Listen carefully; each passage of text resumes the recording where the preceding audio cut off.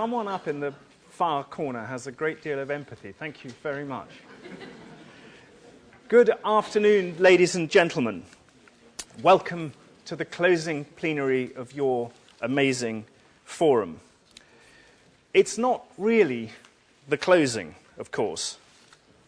Eliot once more, in my end is my beginning. Your forum ends today only in the sense that you leave Oxford and go back to work. The forum carries on in your work all through the year. It carries on in the relationships you have with each other. It carries on in the renewed energy you give each other and in the difference you make. The forum isn't an event. It's a stream. And if you think I'm going to step into the same quote twice, you're entirely wrong. As some of you know, I'm not new to this family. But I hadn't really understood until this week how much your comparative advantage is each other and the trust you place in each other. Every single conversation, suggestion, and story I've heard was premised on really staggering amounts of trust. And it's been incredibly impressive to see. You do really brave things. You focus on where you're going and not what's in the way. You're crazy in the ways that Eve Ensler would have you be crazy. You are, above all, generous. You share your luck and you share your energy. We have a wonderful final discussion for you now. I've been reading Zoe Williams' work for years. That is no exaggeration. It's amazing in its breadth and in its depth. When Zoe and I met on Wednesday, she challenged me to an arm wrestle. This augurs well, I think, for the panel discussion. Zoe is going to introduce her very distinguished panel, but it's my pleasure to introduce you to Zoe. Zoe.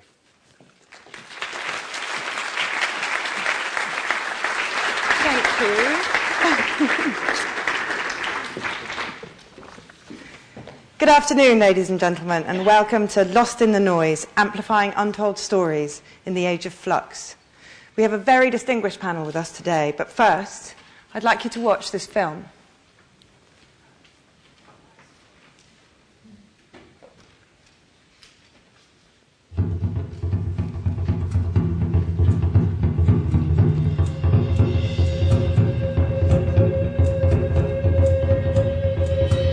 If we can't stop the seas rising, if you allow for a 2-degree rise in temperature, you are actually agreeing to kill us.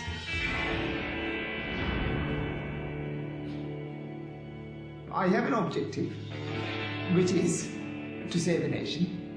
I know it's a huge task.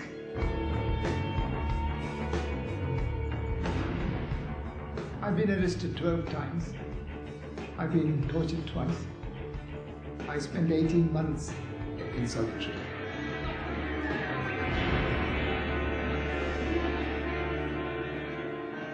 We won our battle for democracy in the Maldives. A year later, there are those who tell us that solving climate change is impossible. Well, I am here to tell you that we refuse to give up hope. You do like a battle, don't you? It won't be any good to have democracy if we don't have a country. Everything is worse than we originally thought. It's got much, much worse.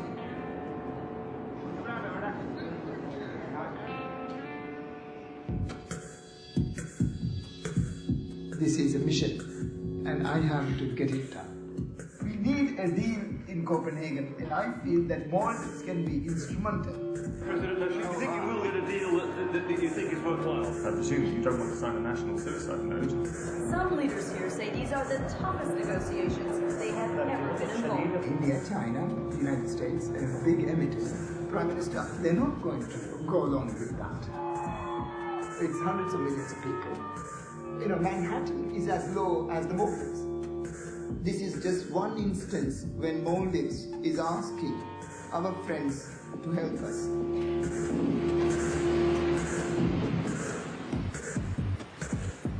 We just can't disappear. We just can't.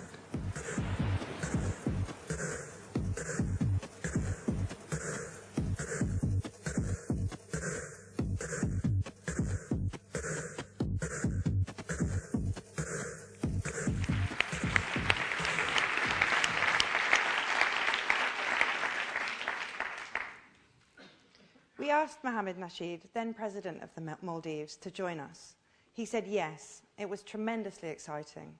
There is no leader in the world whose situation better embodied the urgency of change and who could articulate it maturely and tackle it head-on. Sadly, he has had to decline. Let's hear him explain why.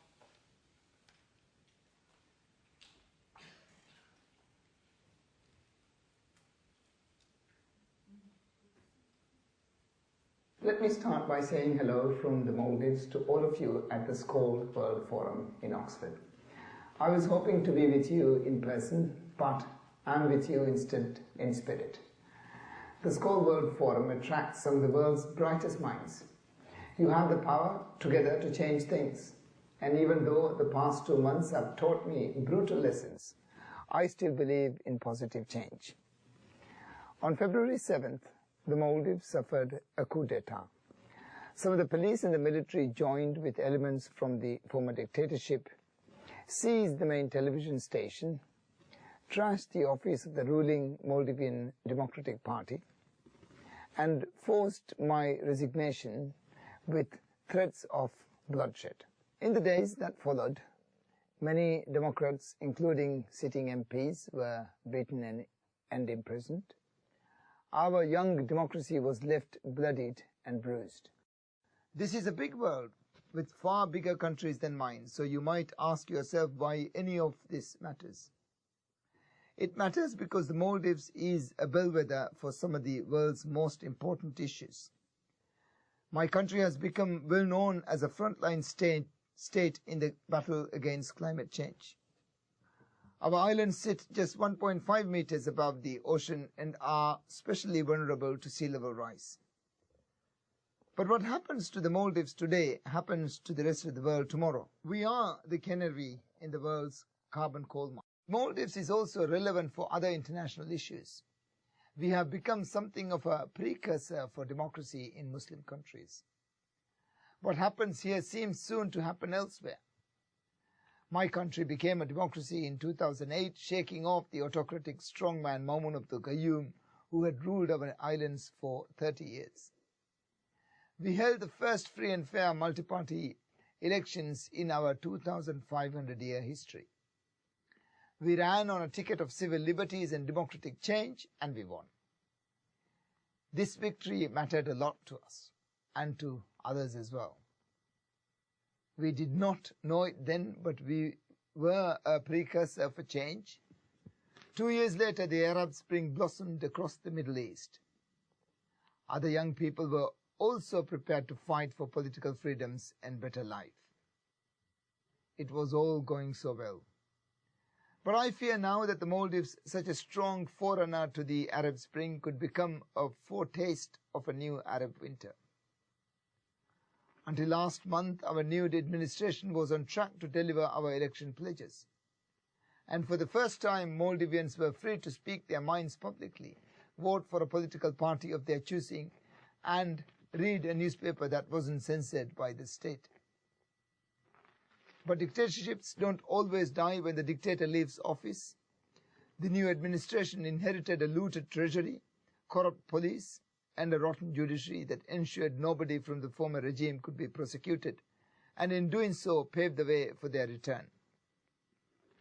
Today we are calling on the new regime to end police violence, respect fundamental rights, and hold fresh presidential elections. We believe that Maldivians, like other people everywhere, deserve a democratic government, not enforced down the barrel of a gun but chosen through the ballot box. I hope you will stand with our pro-democracy movement in the Maldives and with the Maldivians. We applaud all of you at the Skoll World Forum for creating positive change in your own countries. And we stand with you in your efforts to improve the world. Thank you.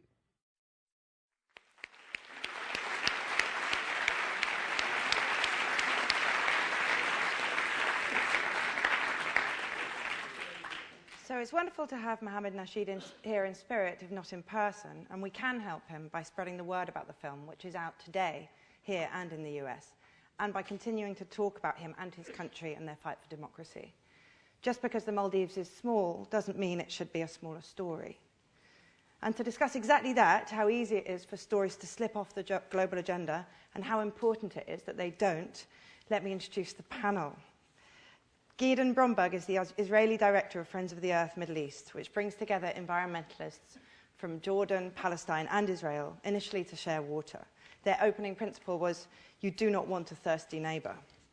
From that starting point, they've built a cooperation that is awe-inspiring, and frankly, if you're familiar with the way Middle Eastern conflict is discussed, as I'm sure you all are, a bit baffling.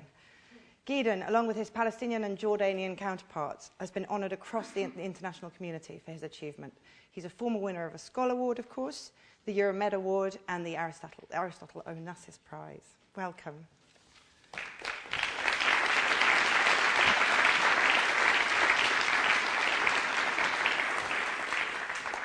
Arianna Huffington is, of course, the editor-in-chief of the Huffington Post, the most influential, linked to, talked about, venerated site in the world. She occupies this unique position of being the first to grasp the possibilities of the platform, while at the same time having the contacts to turn it into an instant VIP room. If the epoch maker could be a person, it would be Arianna Huffington. Welcome.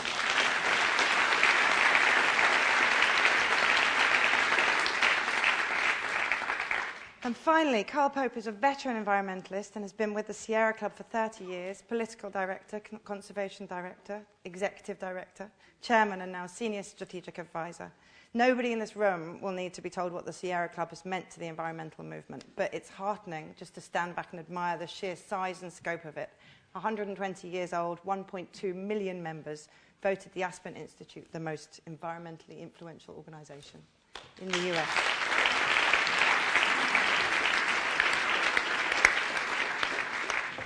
So, thanks for coming, everybody. Gideon, you must have had a lot of this in your work, the sense that people don't want to hear the story, or the story they want to hear is the wrong story. Absolutely. I mean, one of the greatest problems we encounter is the level of noise that the Middle East attracts. And all that noise is about hatred and animosity and violence.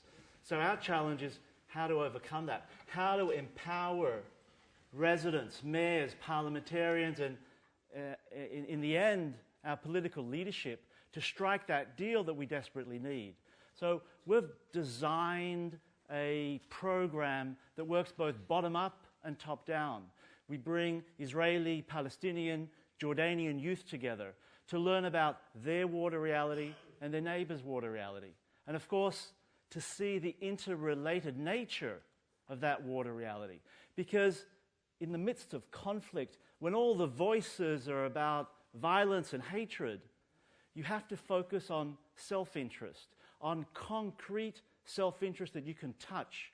And that's what water presents. So we bring youth, we bring adults, we bring mayors. We've brought the mayors of the Jordan River, Jordanian, Palestinian, and Israeli, to come and see the back door, the raw sewage flowing down the Jordan River. I don't know how many of you know, but the Jordan River south of the Sea of Galilee doesn't flow anymore. 98% of its waters have been taken and it's turned into a sewage canal. So bringing the mayors, after working with students and adult residents to create that constituency of support, turned the issue around. It made the mayors aware that they're the common losers. They're losing together because this resource has been turned into a sewage canal rather than a river that can attract half of humanity, because holy, to half of humanity. But the way of having those voices heard is extraordinarily challenging. It only happens by design. It only happens by empowering the mayors, the adult residents, parliamentarians, to stand up and defend themselves. Because in the midst of conflict where we're from, and I want to mention Nada Khatib, my Palestinian co-director is here as well. In the midst of conflict, you can't just stand up and say, we're going to work together. You'll literally be shot down. And we've had several of our mayors shot at. If you can't defend yourself, if you can't first and foremost come and say, it's in my interest, it's in our people's national interest to deal with these problems, and the fact that the problem is transboundary, it's in both people's interest. So enlightened self-interest comes second. It's the direct, concrete self-interest that has to be explained, that has to be shouted out, and hopefully heard before we can move forward. And that's what all of our activities are about. Thanks. Karl, you must have spent your life saying pretty unpopular things, right? Well, I spent my life saying things that I didn't say very well, and that made them unpopular. But I actually think that the focus on clutter is actually a mistake. It's not always the case that truth beats falsehood, but it is always the case that a good story always trumps a bad one. We are all inundated with data, with information, with spin, with messages, with marketing. We are all actually hungry for true story.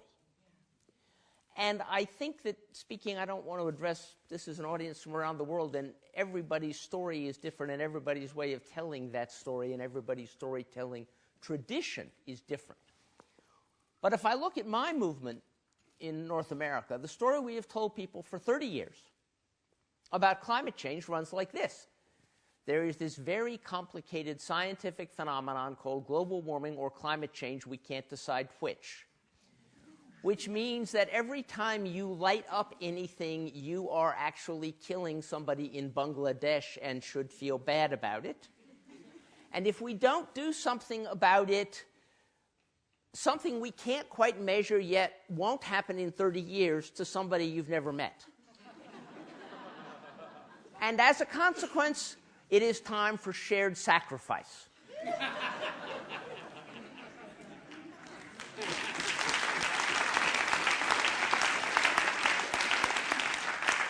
You're all going to walk home, right? You're not going to burn that jet fuel. The thing about that story is two things. One, it's not very motivating. But second, it's not the whole truth. Because the implicit message in that story is the reason we are burning fossil fuels the way we are is because it's good for us in every other way. This is something wonderful we're being asked to give up. Because fossil fuels are cheap, they're the key to economic empowerment, they're the secret to growth, they're what makes a country great. So using less of them is a sacrifice. Well, in 15th century Oxford, sewage ran through the streets. I do not believe the residents of Oxford believed that giving up open sewers was shared sacrifice. And the fact is, fossil fuels aren't cheap. We've been told they are, but they actually aren't. Right now, for more than half of the people in the world, there is an alternative, a renewable energy solution that is cheaper. Ignore the long-term costs, ignore climate. But out of pocket, there is a better way to light your house, get to work, power your vehicle. Coal and oil are actually very expensive. We don't use them because we're cheap. They're cheap. We use them because we're in the habit of using them, and we're told they're cheap, and we repeat it. So the key to changing all of this is to think through the story we're trying to tell and say, what does that story have to sound like on the other side of a low-carbon world? What is the story that will make us happy we went to a low-carbon world? And that is work we have not yet done. Thank you. I mean, Arianna, you've worked in years with Karl. Has he ever written anything for you that you've thought, this is scary, this is obviously this is fabulous, but this is too scary to print?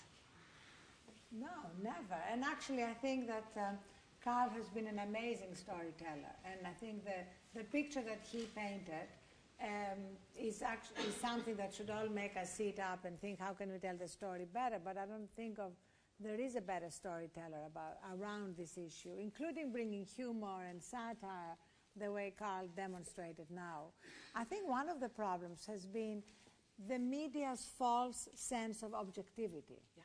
You know, the idea that an objective media reporter should not take a stand on global warming, on evolution, practically on whether the Earth is flat or not. You know, not quite, but that's what makes a reporter objective, that I sit here and I interview, on the one hand, Karl Pope, talking about the dangers and the opportunities, etc., around climate change. And on the other side, Senator James Inhofe, for example, who believes that global warming is a fraud. And my job is to simply give them a forum and let the public decide. Now just think of it. This is absurd. Because the jury is out on this issue. It's not, you know, of course you can always find a scientist in the pay of Shell or Exxon who is going to say something different, you know, on every issue. But the media have been largely responsible for what is happening around big existential threats, because they have this Pontius Pilate approach to the truth. It's as though there is no such thing as truth. And my job, if I'm going to be an objective reporter, is to just basically give you an opportunity to make your case and then move on to the commercial break. And a related issue with that is the way that the media are looking at everything at the moment through the prism of right versus left. Yes.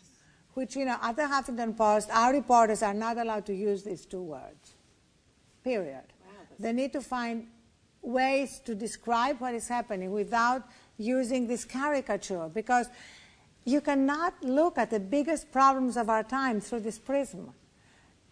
Right now, though, if you ask the average person in the street, they would say, oh, if you believe in global warming, you must be on the left. Or if you want the troops to leave Afghanistan, you must be on the left. The fact that 69% of people in America at the moment want the troops to leave Afghanistan is just a minor issue that does not trouble people. Maybe the left has grown dramatically in the last 2 weeks. Or, you know, the fact that we obsessively write about questions of the fate of the middle class, downward mobility, poverty, then we must be liberals on the left or whatever.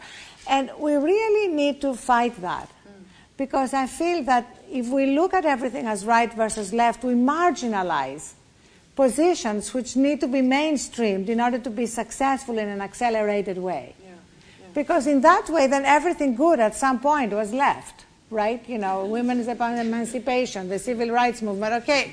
But that's not really the way to approach change for the future. I mean, you found the press to be an obstacle in many ways, right? Yes, the press feeds the fear, and it actually disempowers individuals that are willing to come out and say that we need justice, that we need to find that justice by working together, to not support them, to not enable them to hear those voices, but on the contrary, to condemn them as collaborators, because so much of the fear that we see is our leadership, and I would say the media is there with it, is following what they see as the street. Even though when we look at the opinion polls, time after time, we see the vast majority of Israelis and Palestinians wanting a two-state solution. Yet if a resident, a mayor, a MP comes and speak to that manner, then of course they're barraged by betraying the tribe, as someone else said in an earlier panel. And we've had the experience where our staff are taken away. We've had a local staff person taken away by a member of the Tanzim and condemned. He was fearful that he was going to be harmed, possibly killed, because he was working with his Israeli neighbor to to try to stop the wall being built. But if you don't empower, and I think that's the greatest challenge, and we find that challenge at a completely different level because we risk our lives, and not only in the Middle East, but in so many of in the midst of really violent conflict. If you don't empower those people who are raising their voice to defend themselves, to say to the member of the Tanzim, an armed militant group, that I'm the collaborator, I've managed to stop the wall to divide my community from the rest of humanity, and I'm the collaborator. What have you done for my community? What have you done for our people? And that takes incredible bravery. That doesn't happen by accident. It happens by design. That's how you get those voices heard way above the violence and the rhetoric that there is no partner, that peace is not possible. How many times are we told in the media by our politicians that the media then just heighten their voices by, indeed, peace is not possible, that we're naive, that we're dreamers, that we're not connected to the ground. Well, we're speaking the truth, and we're not able to have our voice heard to the height that the fear is receiving, that the fear gets attention to. And that's the great challenge that we face. So, Karl, how do you see public perception having changed? Because there is a theme emerging here that the truth seems to be more subjective. If you want to believe that, then that's up to you. Certainly in terms of the way it's presented in the media. Well, I think it's a mistake to focus so exclusively on the media. Because, in fact, I don't think there ever has been an era in which the media actually created human community. The media is not what sticks us together as a species. What sticks us together is our shared experiences. But there have been great journalists. If you take Upton Sinclair, he helped change the perception of what was happening around that time. Yes, and he brought information from one part of society to another part of society, and that's phenomenal. But I actually think, speaking only in the American experience, our media right now is treating us as a group of disparate tribes. And if we simply expect the media to fix that, I think that's a bad strategy. I don't think the media is going to fix that. I think we need to go out and consciously create community. And eventually, if we create the community, the media will come to reflect that imperfectly. But I think that there have been great journalists, Edmund Burrow, but those journalists were working with material that came up from the community. They didn't create that community. They were taking material that came up from the community. And I think that the work is to create that material and those stories and to tell them face to face and to live them. And then I think you can sit back and say, okay, now how do we tell this story effectively in the media for people we can't reach face to face? How can we have movies like that one? How can we have outlets like Huffington Post? But I think we too often try to communicate indirectly with people that we want to have a relationship with. Arianna, I'm sure you're going to disagree with that because you see a huge role for campaigning. I don't really think, when we say the media, we don't mean just journalists. Mm-hmm. We mean movie makers, we mean novelists, we mean every form of communication that is not face-to-face. And it's not either or. Of course we need to build communities. I absolutely we do. But also we need a megaphone and we need a sense of urgency and we need to be able to scale the community messages. And one of the things that I love since we are in England, one of my most inspiring stories was about Benjamin Disraeli, who before he became Prime Minister of England knew that he had to capture the imagination of his people.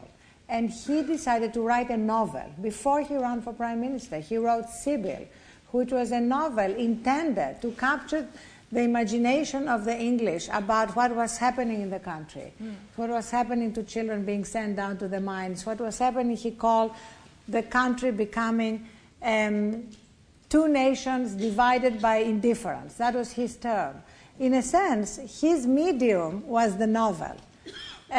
Jeff's medium through the participant work he's doing is the movie.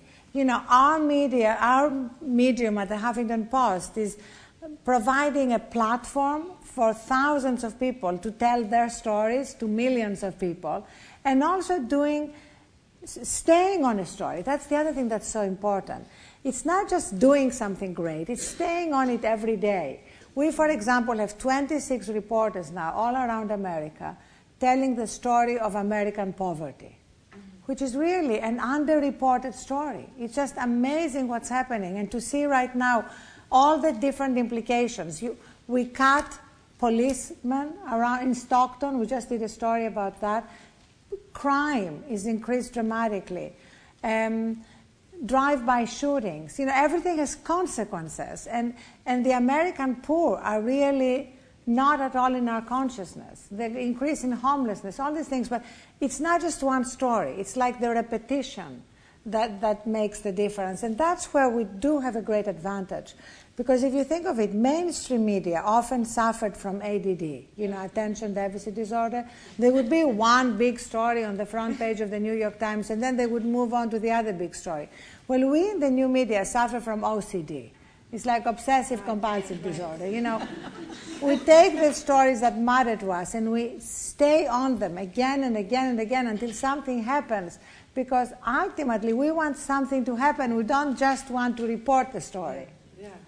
I mean, Gideon, you must have seen this, even trying to keep politicians interested or the international community interested. I mean, people have a very short concentration span. So people from our news like to hear the good news of the environment. So they're focused on the environmental side of our stories, of the need to rehabilitate the River Jordan because it speaks to them, or to save the Dead Sea. But the politics behind it, they're very reluctant to cover, and particularly in our own media. So maybe the international media will delve more to the politics. But if we talk to the politics to our own media, then we're no longer covered. Or they'll cover us in a completely tribal fashion. They'll cover us in the fashion that, oh, the Israelis are taking all of our water, and that's the Palestinian perspective. Or the Palestinians are purposely polluting all of our groundwater from the Israeli perspective. They refuse to cover in more detail, to see the grey and not just the black and white. And therefore, responsible media, like responsible leadership in any field, is absolutely essential. Otherwise, we're constantly following the street rather than leading change. I mean, Karl, were you born wanting to be a contrarian, or did you just see... No, I don't think so.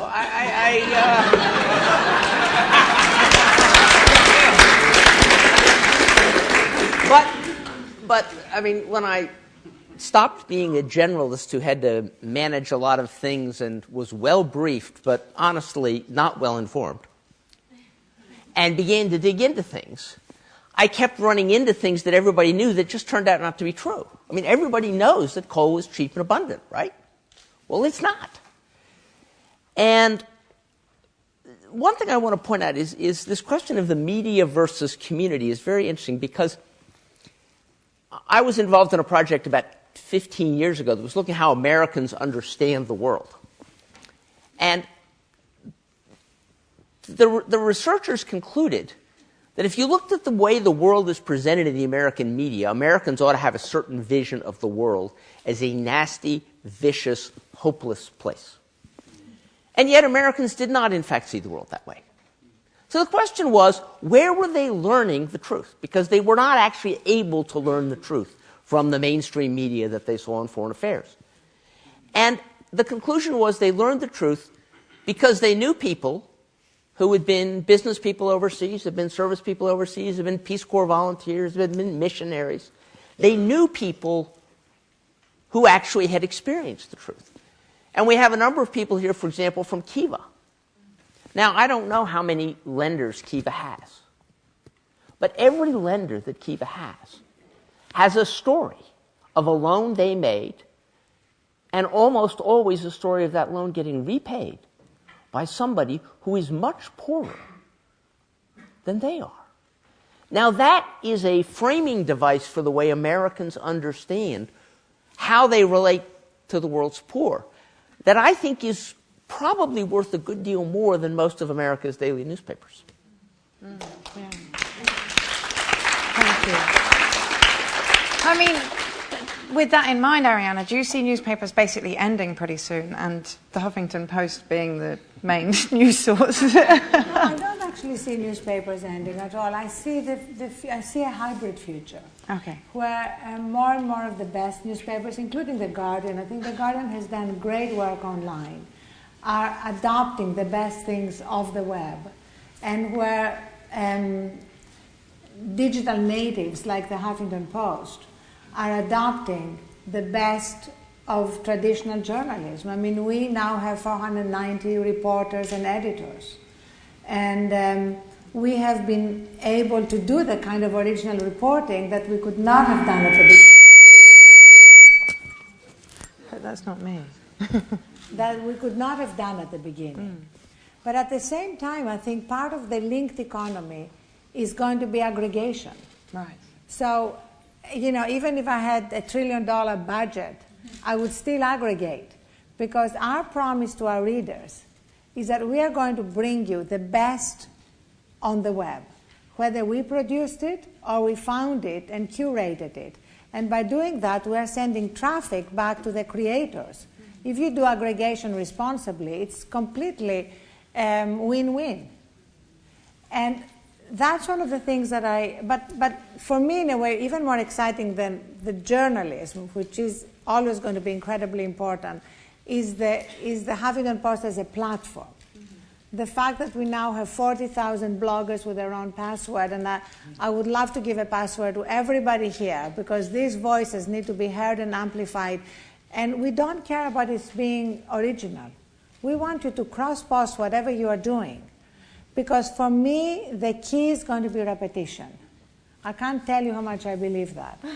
It's like the message around social entrepreneurs. If we can have 1,000 blogs, videos, slideshows every day, we are going to break through. And I believe that even before there was an internet. In 1993, I went to see Brian Lamb, you know, the creator of C-SPAN, in Washington. And I said, you know, you have C-SPAN 1, which covers Congress. You have C-SPAN 2, which covers the Senate. And I said, can you create C-SPAN 3? Now there are many other C-SPANs, but at the time there are only 2. Can you create C-SPAN 3? I said, I will devote my life to it. That will cover people giving back. I said, in the same 24/7 way that we are covering the House and the Senate proceedings. Just think of it, 24/7. You have a channel that covers what's happening in the United States House of Representatives. What a shame. What a waste of time.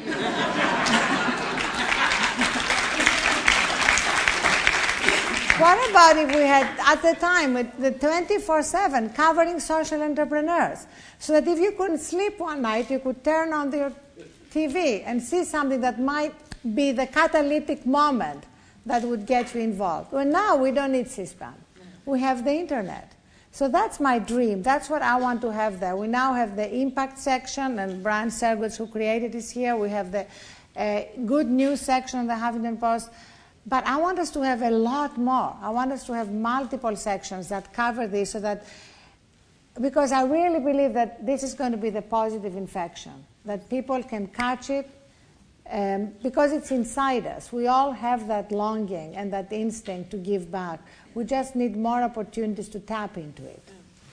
I would say it's really about empowering. It's empowering people to have their voices heard, rather than waiting for someone else to solve our problems. And I think of the peace treaty between Israel and Egypt, signed 30 years ago, and that handshake on the White House lawn between Begin and Sadat with Carter behind.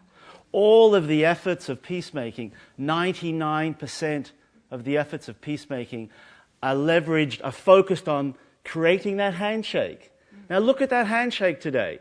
30 years later, that handshake is literally shaking from side to side and threatens to collapse because there is no foundation holding that handshake. It's voices and hearing the voices of the hundreds of thousands of the people that need to make up that peace that's going to really be the foundation for peacemaking or for any serious, long-term, sustainable change that we desire. I mean, Karl, from what you say, it does sound like you've lost faith if you ever had any in top-down movements, and you're much more into the bottom-up. Is that right? I lost it very young. I spent 2 years, very important years, in a small village in eastern India, and came away with an understanding of I had wonderful social entrepreneurs who were stuck inside the bureaucracy, trying to do what they were supposed to do as healthcare workers. And I watched how a top-down system could make it impossible for even the very best, most dedicated human beings to get done. So I then sort of gave up on top-down. But I think the problem with the bottom-up approach is we tend to tribalize, we tend to silo. Yeah. We tend not to reach out. It's work. And we somehow have to find tools that make it more rewarding, so we'll all do more, but we're not going to do more of it by willing it. We have to make it easier for ourselves to reach out and communicate with other people, and that I actually think is the wonderful opportunity that the new media gives us. It gives me a way to create a community with 250 people who share some strange obsession of mine. And to be in touch with them regularly. Tell us about your strange obsession. What?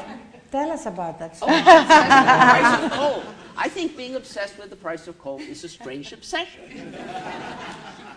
But somebody on this list of 250 people sent me a spreadsheet with every coal mine that served the Chinese economy and where it was located and what the qualities of its coal was and what it cost, and said, "This is fascinating." And okay, but I owed him something, so I wanted to find something fascinating. So it's an Excel spreadsheet. So what do you do with an Excel spreadsheet? Well, you sort it. And what do I care about? I care about the price. So I sorted it by price.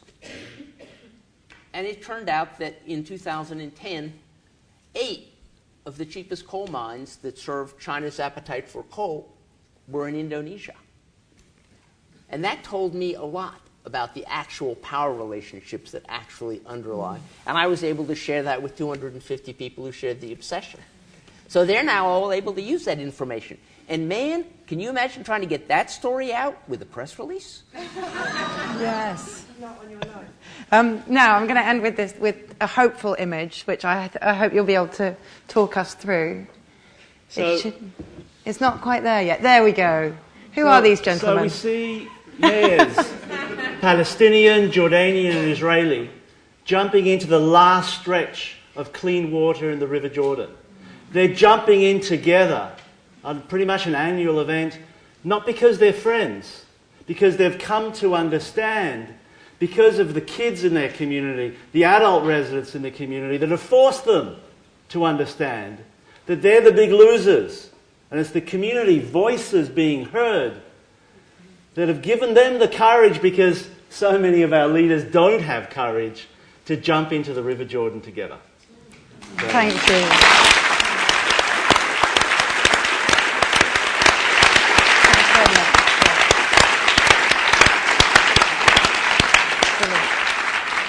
Thank you very much, and thank you all for listening. Thank you.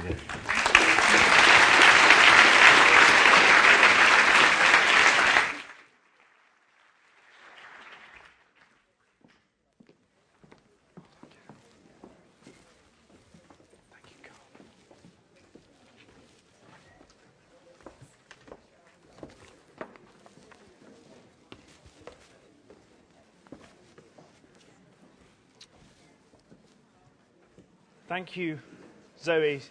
Thank you, Ariana. Thank you, Gideon. Thank you, Karl. I don't know about you, but I don't always experience your forum in an entirely linear way. I can't quite remember if Hans Rosling predates Gordon Brown, or whether George Soros is one of the world's greatest singers. If you'd like a quick reminder of what you've been doing, here's a short film to bring back some memories.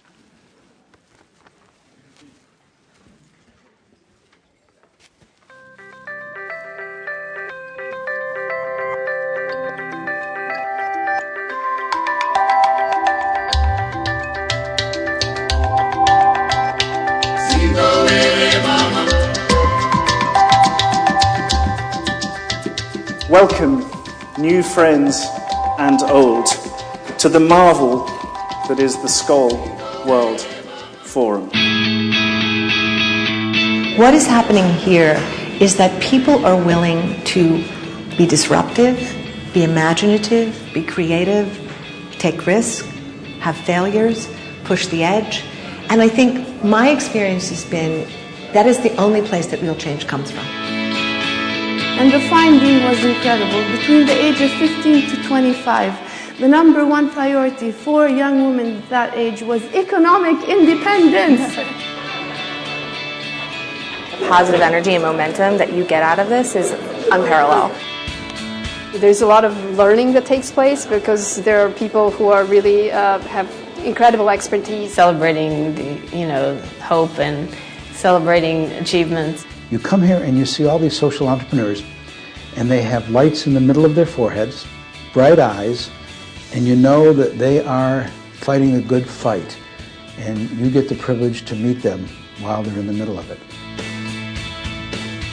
Why is it that we couldn't complement these huge global changes by an ability to coordinate the way we make decisions so that global problems which need global solutions can have globally coordinated action to deal with them? Government funds are almost the only funds where we have a right to get. But it's also about the politics, and the people who make these decisions and after them and just appealing to their conscience. The attitude of the government and the attitude of the donors, the attitude of the powers that be has been changing towards us. You can go to conferences to be inspired. You can go to conferences to meet people.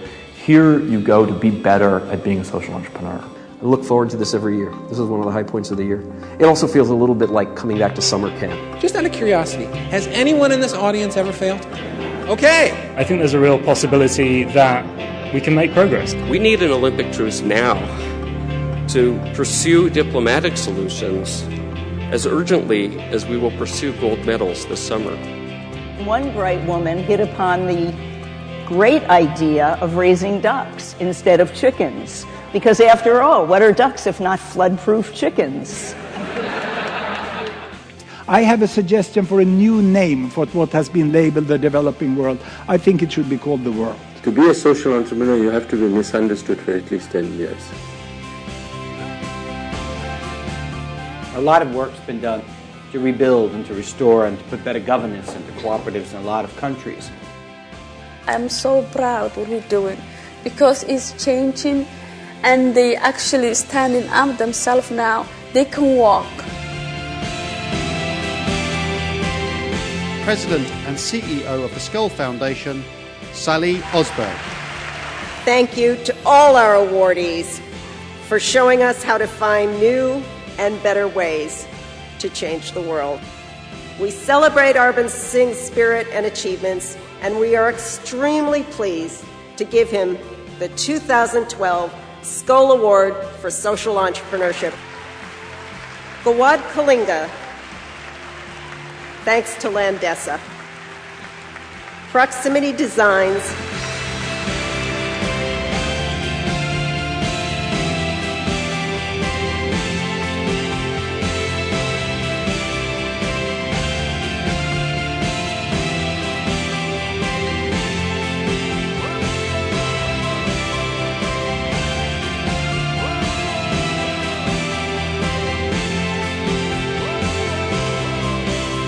Eileen is one of our survivors of human trafficking. At the age 14, she was trafficked into cybersex, but eventually she became one of the strongest leaders. The Skoll family, I think, is my only international family.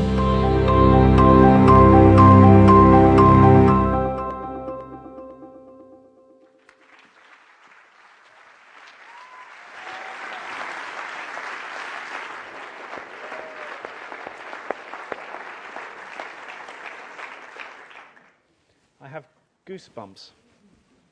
What a forum it's been. I don't know how you're feeling, but I'm a little bit giddy and a little bit exhilarated and a little bit exhausted. We've been warmed by the sun and by each other. We've been in plenary, in workshop, in convening, in panel, in moderations, in connections, in the collab, in receptions, and at dinner. We've seen films and still photographs, graphs and slides. We've heard at least one cello, a string quartet, seen dancers, and been to a jam. And we heard Annie. I learnt a lot from you this week.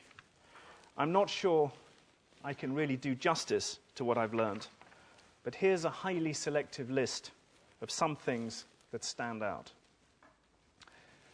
I learnt that impossible problems aren't impossible. They're just very hard. I learnt that we should all get more sleep. I learnt that the global village needs elders. I learnt that voles are more interesting than I thought. I learnt that being outrageous matters.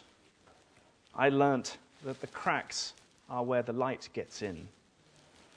I learnt that we must tap into the timeless to solve the urgent.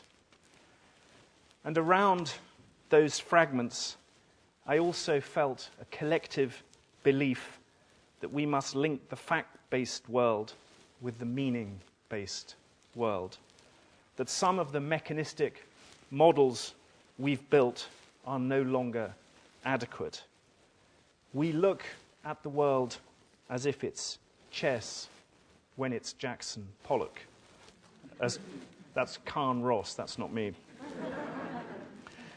And I felt that mass mobilization in person, in dance, in technology is on your agenda. I have cried every day this week. And remember, as I tell you this, that I'm male. And British.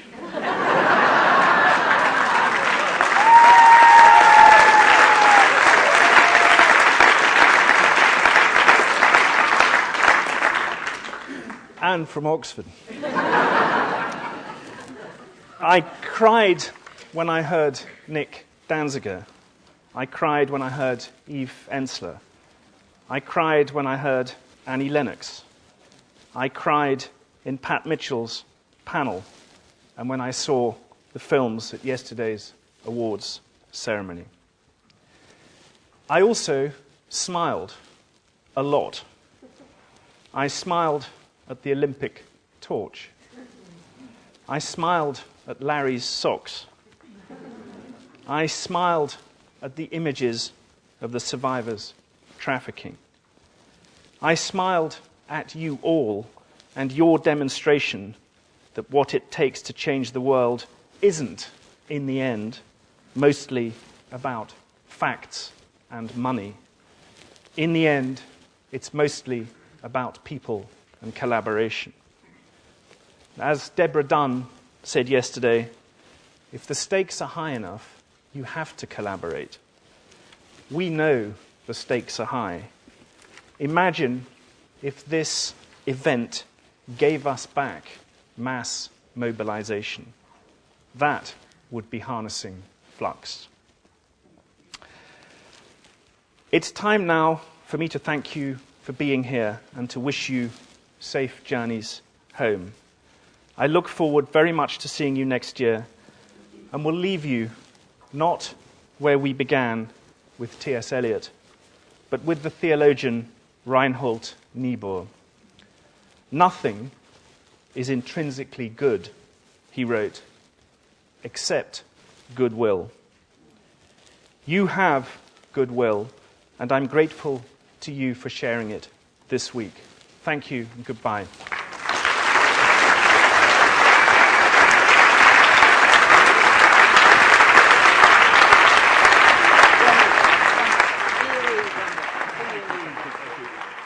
Coming from you, that means something.